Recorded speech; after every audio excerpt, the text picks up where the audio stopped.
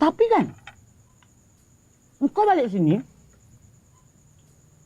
Tanta, engkau ni Mengandung.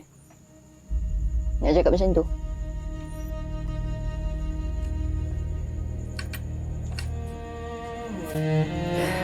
Beda.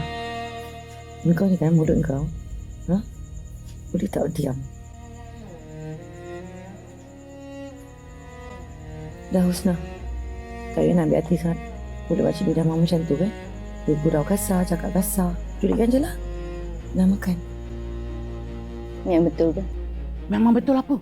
Ngandung. Sebab tu balik sini.